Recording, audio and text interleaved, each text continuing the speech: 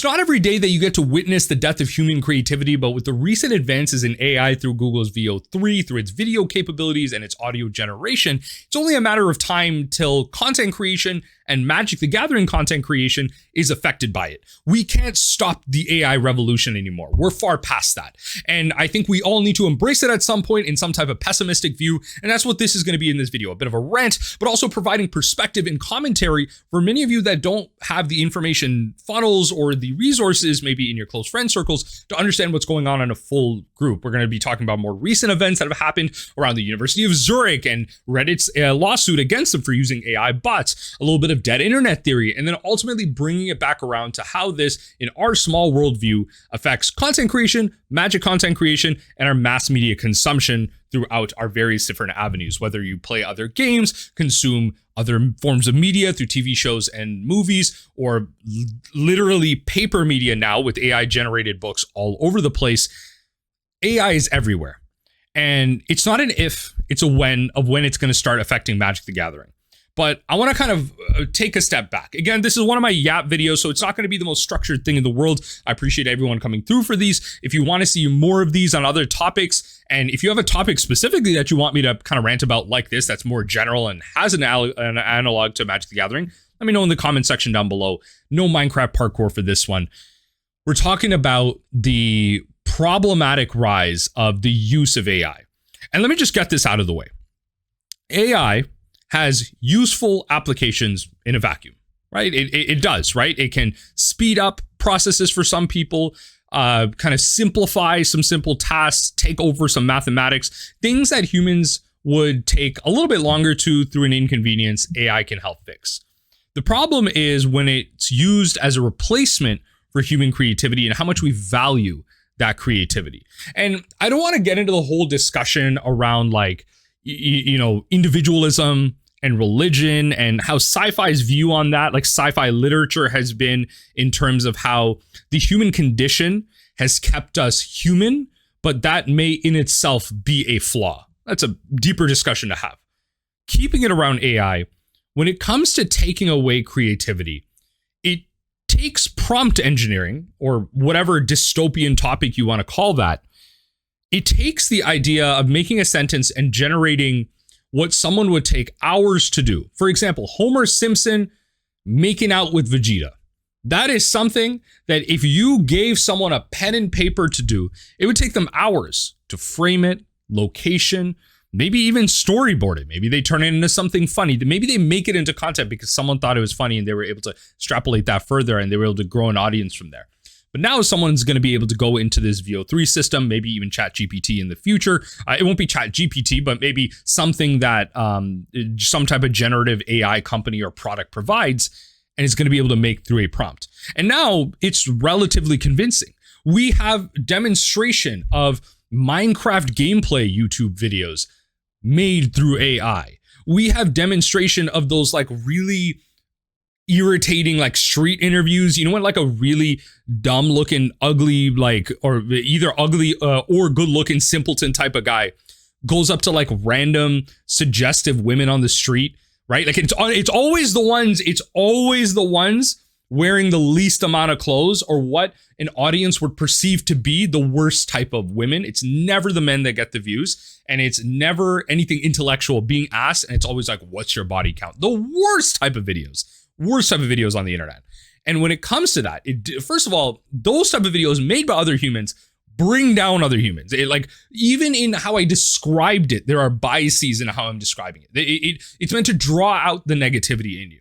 And the idea of manipulation is a whole other topic. So before I get back into how AI generates all of that, let's talk about how you're being manipulated every day on the internet. Me as a content creator, on a daily basis, y'all are paying me to manipulate you. That is what content creation is. I am manipulating you into watching me and ultimately making Google or some entity that owns ad revenue money while they pay me. I manipulate you and you pay me. That is it. That is all content creation is. Because eventually, thanks to how our social systems work, we don't have the time and resources, a lot of us, to do what we love. And even what we love can be a bit of a lie too. There's examples of different content creators out there that create lifestyle videos about living in an apartment downtown, but then are revealed later down the line to own a house in the suburbs. They live there with their family, but that's not the lifestyle that their audience watches. So they drive back to the apartment that they still have in the city to create lifestyle aspirational content on living in a small apartment or something like that. It's all about manipulation in the content creation game. And when it comes to how I've done it through either shorts or long form videos on React videos within React videos or whatever it is, I've done my fair share of generating slop content. Unfortunately, that's what the YouTube algorithm wants. I hope that at least through videos like this and in my conversations that you've heard, I've created a sense of relatability. But even in that, a video like this can be generated in a way like you just get a still background like this. This could be a fake background for all you know, but it's not, because I can go back here, grab my Crash Bandicoot and come back. But even AI can generate this too. Unfortunately, y'all will not know what's real and what's not. The first edition, the first chapter of One Piece back there, the Gundams on this side, the Magic Commander boxes over here, the Devil Fruit, everything. You don't know what's real because it's all generatable. So the level of deception will increase tenfold, because at least when it comes to me deceiving you, MTG ambassadors, which I was once a part of, deceiving you, other content creators convincing you to buy secret layers and build all these commander decks at your whim instead of telling you to be responsible. All of these content creators, that a lot of them being MTG ambassadors and being genuinely disingenuous, they are here to manipulate you, just like I am. So would you rather be manipulated by humans or AI? Because there's no choice anymore. You can't say, I don't want to be manipulated anymore. You are being manipulated at all fronts. And this is the pessimistic side of things.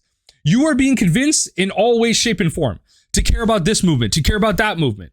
But why don't you care about this movement? Because I only have the capacity to care about this movement, right? Like, for some reason, saying you like pancakes means you don't like waffles, right? It's always the negative part of it. Because yes, there are certain things that are not debatable for me. For many of you, you know that I'm rather left-leaning in my politics as well. So there are things for me in my personal life when I meet new people are not debatable. I may not ask everyone this because my relationship with that person is not that deep. But if I was to, make a new friend, meet a new person, and have a more in-depth relationship with them, these are things that I would discuss, because I don't want to be manipulated by them in person, because I'm being manipulated at all points to care about everything all at the same time.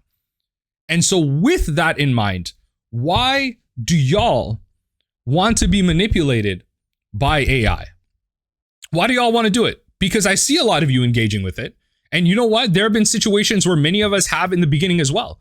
I've used ChatGPT. I've used ChatGPT for plenty of things. And especially when it initially came out, it was this really interesting tool, right? It was like kind of silly and goofy and wrong, but you could throw in a math equation and have it tell you a story. It was kind of funny.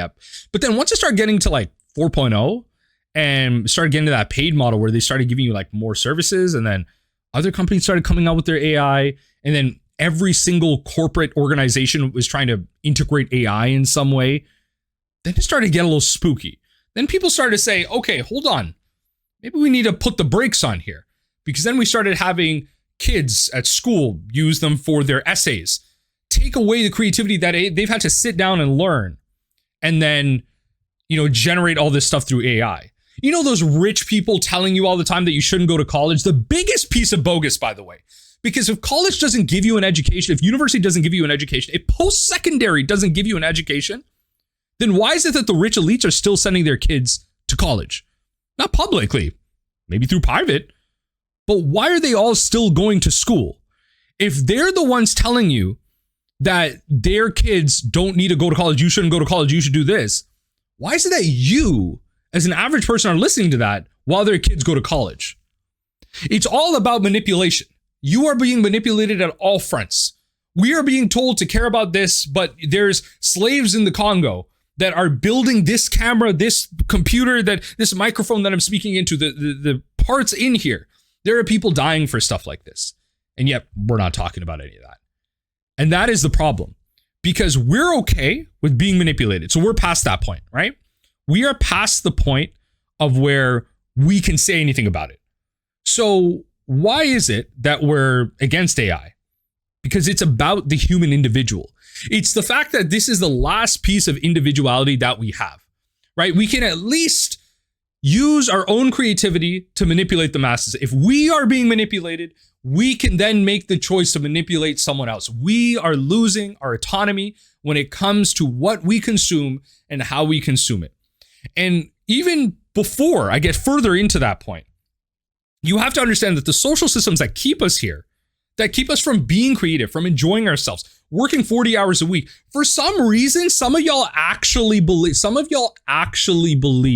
that the human race should be working 40 hours more than that. Some of you actually unironically brag about how much more you work than someone else, or you brag about how much less sleep that you get than someone else. That's loser behavior. I'm caught, like, if you genuinely have that conversation with me, I'm calling you out in person. That's loser behavior.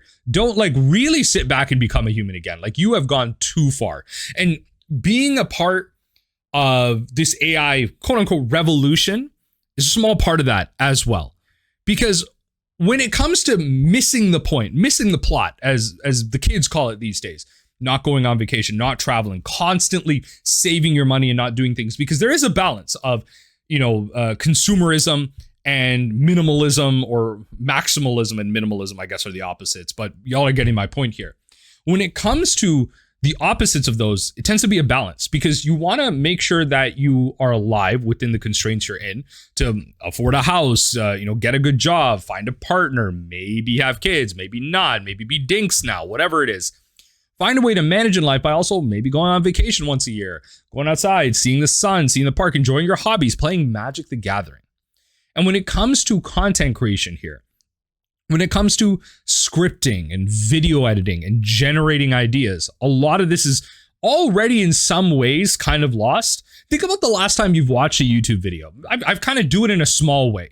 Not exactly, but when it comes to putting in clips of pre-recorded things and maybe like two people randomly in an office just like throwing their hands up or something.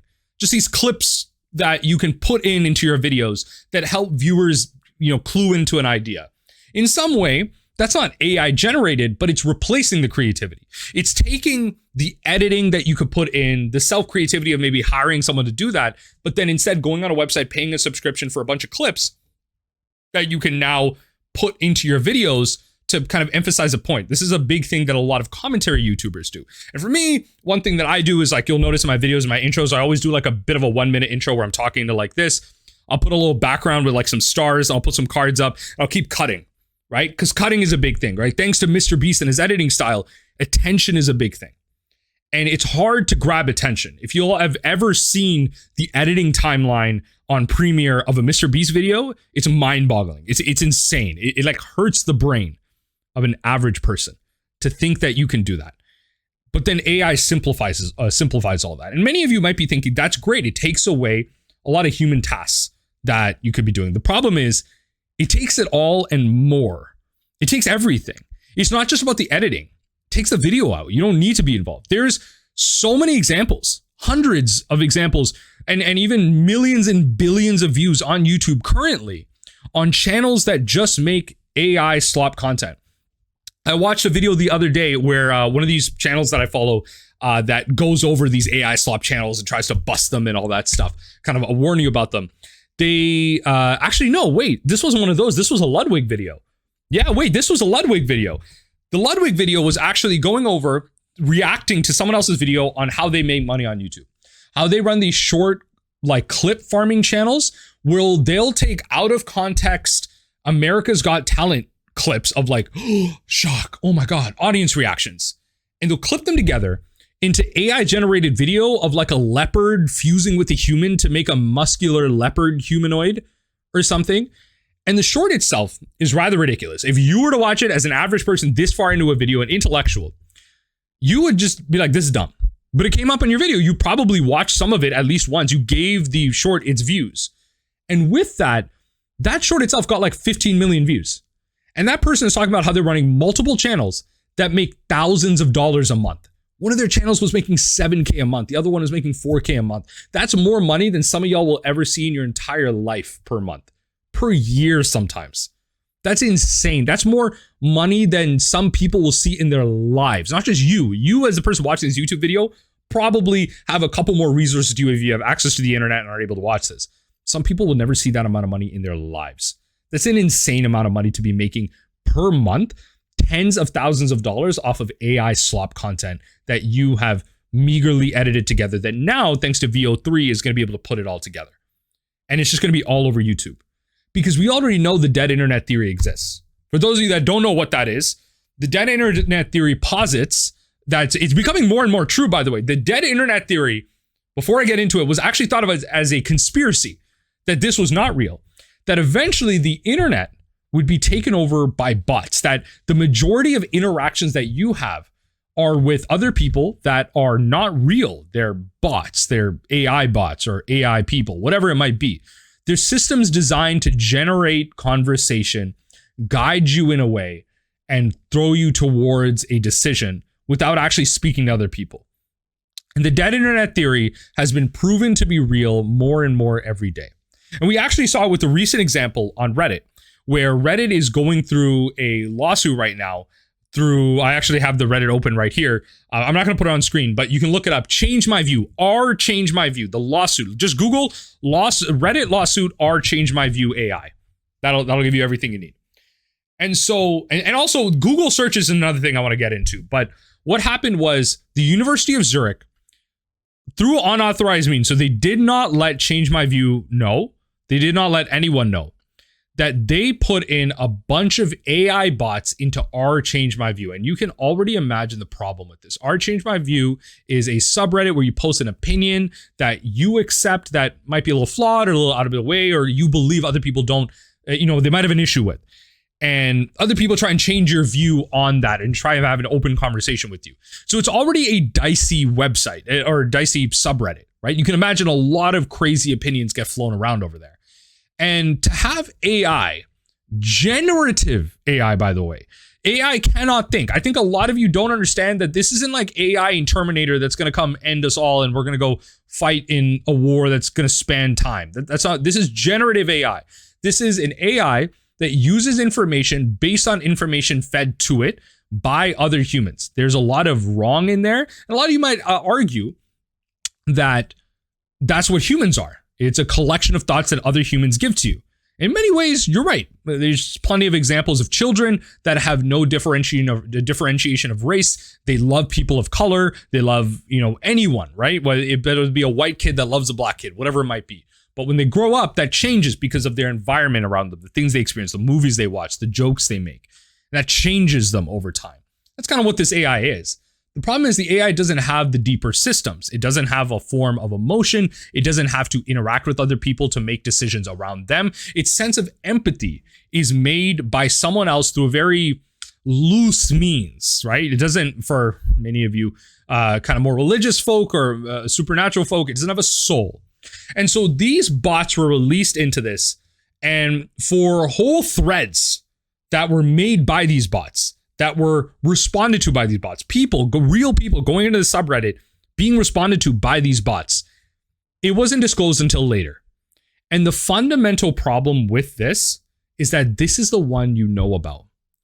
Think about if the University of Zurich did not disclose this. They're doing it for research purposes. They have to disclose it. If they want their paper to be real, they need to disclose this. Think about the amount of subreddits, interactions, and other forums, Facebook posts, YouTube comments, even the YouTube comments maybe of this video, the amount of prawn bots, that's the word I was looking for because I can't actually say the word, but prawn bots that are around in the YouTube comments. Think about the amount of them that you may be interacting with or without knowing what they are, with or without understanding the true problem with all of it, right? Understanding that you're just talking to a robot that doesn't have a real opinion, doesn't have a basis for it. There's no lived experience in it. And even lived experience is a problem too, but like when it comes to human nature, I think a lot of people confuse lived experience for expertise. Just because you lived through something doesn't mean you're an expert or a knowledgeable master in it. You're not a subject matter expert.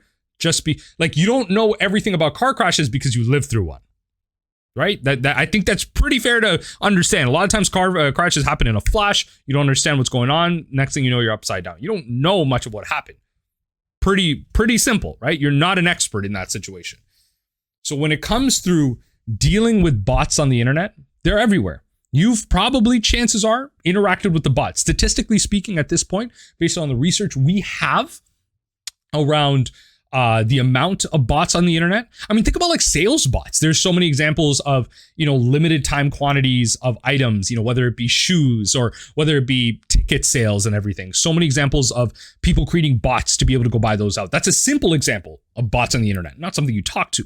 But now with AI out there, there's plenty of examples of news stories and podcasts made about people that make AI versions of loved ones that have passed away just to be able to, quote unquote, speak to them one more time. But that's not that loved one. That's just something they've used for closure. That's not actually a real person. And in that way, the AI tool could be helpful for someone's mental health.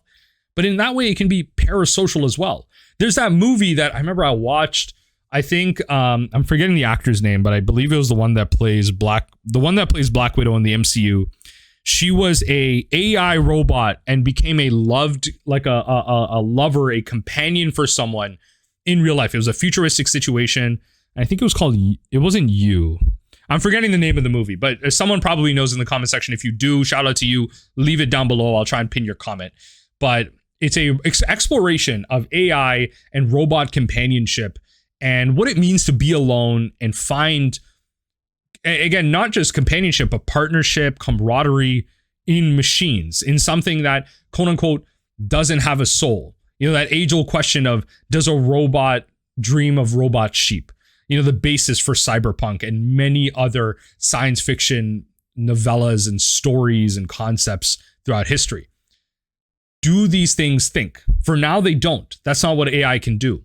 And so when it comes back to magic content creation, it makes things so easy because not only are we already being tricked in so many different ways, manipulated by fake people, by real content creators, and kind of thrown in every which way to care about different issues when we care about some, and thought that our issues are diminished compared to others. And that's a multifaceted topic because people talk about how we shouldn't be debating facts, but there's some things out there that aren't fact for some people, right? Like it's not convincing for some people. And I'm not going to get into that because that's going to get very political. But unfortunately, everything is political as well. Before I get into the idea of Magic the Gathering content creation, I hope you understand that everything you do in your life, every time you do something, it is inherently political. Your existence under capitalism is AKA probably not in some way moral, and in some way is political. Everything you do is politics. You cannot escape this. In some way, everything you do will offend somebody. You will make somebody mad. And so when you come to Magic to avoid politics, that's wrong. That doesn't make any sense too, because when you watch and read and experience the stories that exist in Magic the Gathering, a lot of them are inherently political. They have male-female dominance, gender dominant kind of politics involved, and social hierarchies also involved, and race politics. There's so much involved. Vampires versus humans and all that stuff we see in Innistrad. There's so much involved in Magic's story. So when it comes to understanding how this comes into Magic content creation, my problem with this is how it's now going to take away the effort of many people. It's going to be so hard at some point on YouTube in general. Let's just focus on YouTube for a second to understand what's AI and what's not at some point. And yes, they're talking about how they're going to put AI markers on things. When a video is AI generated, you have to disclose it, or, YouTube might start looking at the source code for things and be like, oh, this is AI generated. And ultimately they're going to use AI as a way to remove the AI logo or something. If anything, think about the Diddy trial that's happening right now to go to show you that our social systems, our justice systems do not work. Supervillains genuinely walk among us. And they're some of the most crappy people in the whole world. Right? Whether it be I hate men, I hate women, whatever. I think we can all accept that all people generally, the human race is pretty crappy.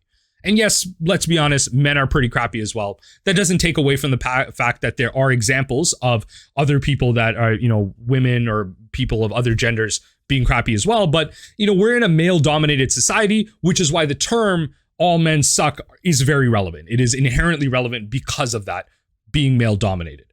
So with that in mind, if you have a society that doesn't follow the justice system that is enacted by it, where supervillains can get away with on camera literally beating a woman violently on on hotel grounds through camera, and the hotel itself doesn't defend them. I'm sorry, folks. It's not helping you. You know, your rights as a human are probably disappearing in some way. My creative angle as a person, as a creator, is disappearing over time. And I don't know what that means in terms of a larger discussion around work and what humans need to do and UBI and the value of human life. That's a whole different thing. But just highlighting how being manipulated, how we've already accepted being manipulated, and how even if we try and stop it, we can't, because we're, again, being manipulated. And also, if we are aware of it, that our justice systems won't stop it. You know, like we, again, for the third time, we have supervillains living among us. It's not Lex Luthor. It's not, you know, it's not insert the Joker. It's not whatever crazy clown facing, very obvious, that's a villain looking MF, whatever. They're just real people living among us. The person next door, the person that checks out your groceries, the uncle that you look up to. Don't meet your heroes, because a lot of people are just crappy people. And I think that's the thing a lot of people have struggles with. And actually, this part of the conversation, I'd highly recommend y'all check out like the Niall and Jerry T show on YouTube. Like they've been doing like these weekly podcast episodes. They recently put out a episode on accountability in the magic scene. And the whole idea of loneliness is so pervasive now in our internet environment, where we believe we're talking to other people. And it's so hard to call people out on bad behavior, for society to be accountable to itself, because the alternative is loneliness, because we're having to face so many important, you know, like lines in the sand is what I'm looking for in terms of social ideas, what we think is okay, what's not. And a lot of people accept crappy behavior from other people. A lot of people accept slop because, you know what, the majority of it is okay. As if it's not a react, whatever, I wasn't going to get this react video myself, I might as well watch my favorite content creator, Shaf, aka That Mill Guy, react to the damn video. And so we accept so many things that AI will eventually do it better and cheaper for us. And it's just going to happen when it comes to Magic content creation. At some point, people are going to submit enough Magic Online source code and the whole history of Magic the Gathering to be able to, you know, the whole history of it, to be able to generate Magic Online content, to create Magic Arena content, to create live reactions and all that stuff.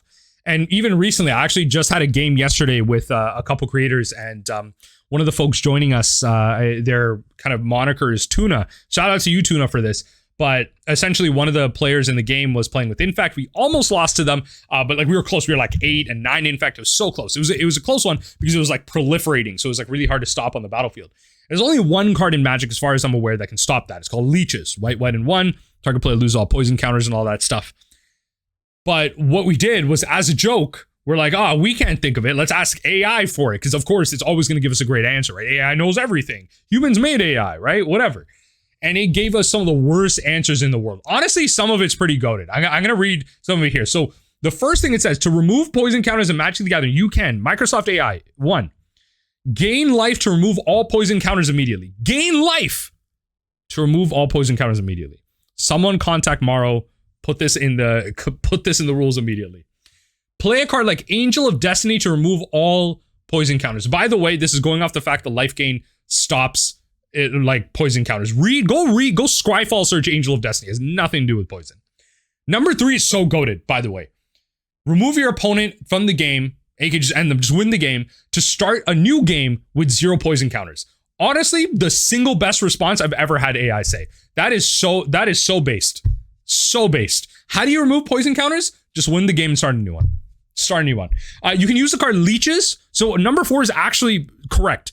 It actually gives you a real card that removes poison counters from target player. Shout out to AI.